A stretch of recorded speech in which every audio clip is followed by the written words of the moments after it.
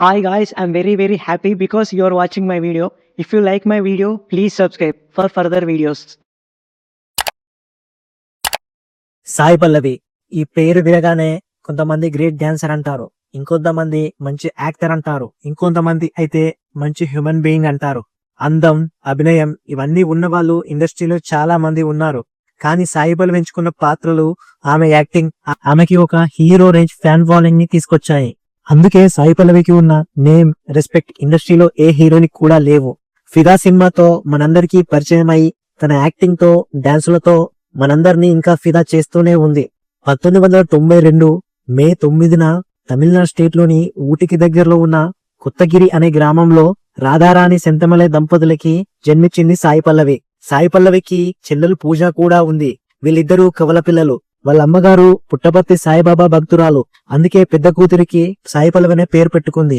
సాయి పల్లవి అమ్మకి చిన్నప్పటి నుండి డాన్స్ అంటే చాలా ఇష్టం ఉండేది. తనకున్న ఇష్టాన్ని తన కూతురికి కూడా ఇష్టమయ్యేలా చేసి డాన్స్ నేర్పించింది ఆమె. అప్పటి నుంచి స్కూల్లో ఏ ఫంక్షన్ జరిగినా తన డాన్సులతో అందరినీ అట్రాక్ట్ చేసేది సాయి పల్లవి. అలా 8వ తరగతి ఉన్నప్పుడు ఒక స్టేజ్ షోలో డాన్స్ పర్ఫామ్ చేసింది. అక్కడ సినిమా డైరెక్టర్ జీవా గారు కూడా ఉన్నారు. ఆమెను చూసి తాను తీయబోతున్న దామ్ ధూమ్ అనే సినిమాలో కంగనా రనౌత్ పక్కన ఒక చిన్న క్యారెక్టర్ ఇచ్చాడు. ఈ సినిమా 2008లో వచ్చింది. అయితే సాయి పల్లవి అంతకంటే ముందే 10 సంవత్సరాల వయసులోనే కస్తూరి మ్యాన్ అనే సినిమాలో మీరా జాస్మిన్ క్లాస్మేట్ గా యాక్ట్ చేసింది. అయితే ఆ సినిమాలో బస్సులో అలా కనిపించి ఇలా మాయమైపోతుంది. 2003లో వచ్చిన ఆ సినిమాలో ఆమె యాక్ట్ చేసినట్టు కూడా ఎవ్వరికీ తెలియదు. ఆమె ఇంటర్మీడియట్ చదివేటప్పుడు టీవీలో డాన్స్ షో గురించి ఆడిషన్స్ జరిగితే వాళ్ళ అమ్మ అక్కడికి తీసుకువెళ్లి సాయి పల్లవి పేరు ఇచ్చింది. తర్వాత కొన్ని రోజులకి సాయి పల్లవిని ఆడిషన్ చేసి వంగల్ నియర్ ఆరుతా ప్రభుదేవా అనే డాన్స్ షోలో సెలెక్ట్ చేశారు. ఈ షో 2008లో వచ్చింది. ఇవన్నీ వాళ్ళ నాన్నగారికి పెద్దగా ఇష్టం ఉండేవి కావు. తన కూతురు బాగా చదువుకొని మంచి ప్లేస్ తో ఉండాలని అనుకునేవారు.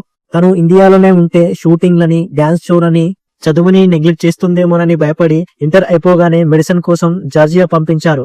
అక్కడ మెడిసిన్ 4 సంవత్సరాలు చదివి ఎంబీబీఎస్ పూర్తి కాగానే ఇండియాకు వచ్చింది సాయి పల్లవి.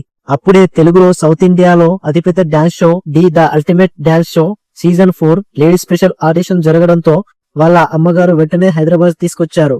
ఆ తర్వాత మల్లెమాల ఆఫీస్ కి వెళ్లి ఆడిషన్ చేశారు. డాన్స్ సీజన్ 4లో మొదటి కంటెస్టెంట్ గా డైలామో అనే పాటలో తన డాన్స్ పర్ఫార్మెన్స్ తో దుమ్ము దులిపింది సాయి పల్లవి. ఈ షో అవగానే 2014లో మళ్లీ జార్జియాకి ఎంబీబీఎస్ స్పెషల్ కోర్స్ చేయడానికి వెళ్లి మళ్లీ సెలవుల్లో ఇండియాకి వచ్చింది. అప్పుడు డైరెక్టర్ ఆల్ఫోన్స్ వర్ పుత్రన్ తను మలయాళంలో తీయబోతున్న సినిమాకి 3 హీరోయిన్స్ కావాలి. అందులో ఒక హీరోయిన్ క్యారెక్టర్ కోసం సాయి పల్లవిని అడిగాడు. అప్పుడు సాయి పల్లవి అమ్మ ఆ డైరెక్టర్ తో సెలవులు అయ్యేలోగా పూర్తి చేస్తే హీరోయిన్ గా చేయడానికి మా అమ్మాయి ఒప్పుకుంటుందని కండిషన్ పెట్టింది. దానికి ప్రేమం డైరెక్టర్ ఒప్పుకొని 2014 జూలైలో షూటింగ్ మొదలుపెట్టి ముందుగా సాయి పల్లవితో తీయాల్సిన సీన్స్ తీసేశారు. ఆమె సెలవులు అయిపోగానే జార్జియా వెళ్లిపోయింది. ఆ తర్వాత 2015 మే నెలలో ప్రేమ సినిమా రిలీజ్ అయ్యింది. సాయి పల్లవి ఈ సినిమాతో మొత్తం సౌత్ ఇండియాలోనే ఫేమస్ అయిపోయింది. హీరోయిన్ గా చేసిన మొదటి సినిమాతోనే ఇంత గుర్తింపు చాలా తక్కువ మందికి వస్తుంది. నో మేకప్, నేచురల్ లుక్ తో సాయి పల్లవి మంచి గుర్తింపును తెచ్చుకుంది. ఈ సినిమా బ్లాక్ బస్టర్ హిట్ అవ్వడంతో సమీర్ తాహిర్ అనే మలయాళం డైరెక్టర్ తాను తీయబోతున్న కల్లి సినిమాలో దుల్కర్ సల్మాన్ కి జోడీగా అడిగాడు. ఆయన మలయాళంలో పెద్ద డైరెక్టర్ కమ్ కెమెరామెన్ కావడంతో వెంటనే ఒప్పుకుంది. ఈ సినిమా పేరు కలి.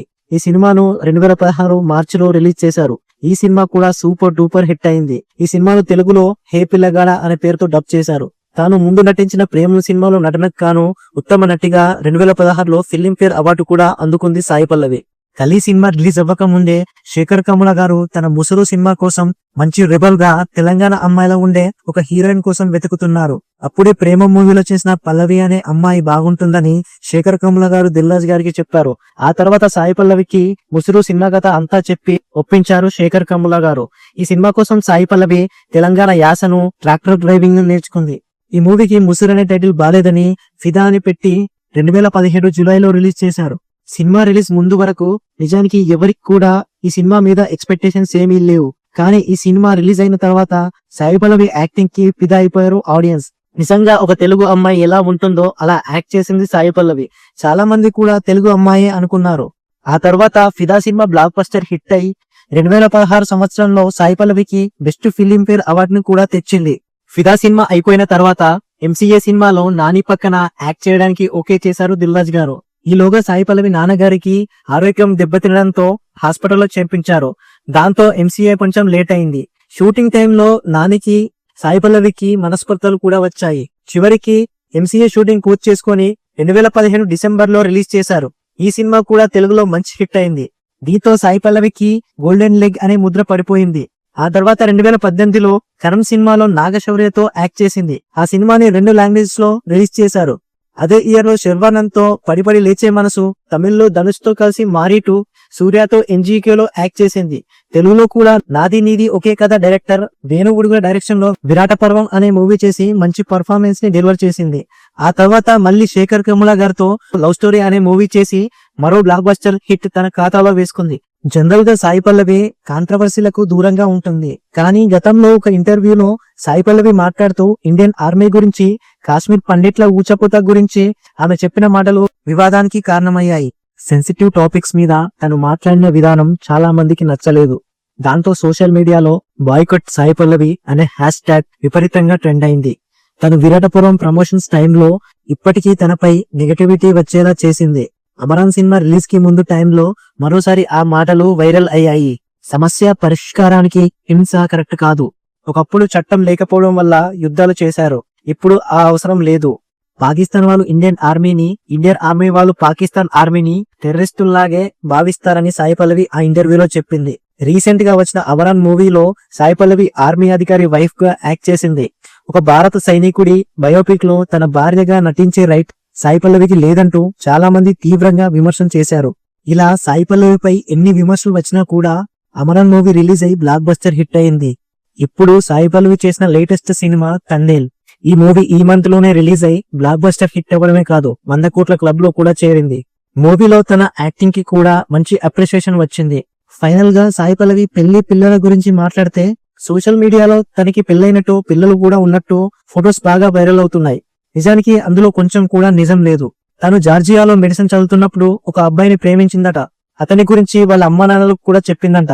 అంతేకాని ఆమె ఎవరిని కూడా ఇంతవరకు పెళ్లైతే చేసుకోలేదు. అలాగే ఆమెకి ఒక కూతురు కూడా ఉందని రూమర్స్ కూడా స్ప్రెడ్ చేశారు. అవన్నీ కూడా అబద్ధాలే. సో ఇది గైస్ వీడియో. నెక్స్ట్ వీడియోలో మళ్ళీ కలుద్దాం. ఒకవేళ మన ఛానల్ని ఎవరైనా సబ్స్క్రైబ్ చేయకపోతే ఇప్పుడే సబ్స్క్రైబ్ చేయండి.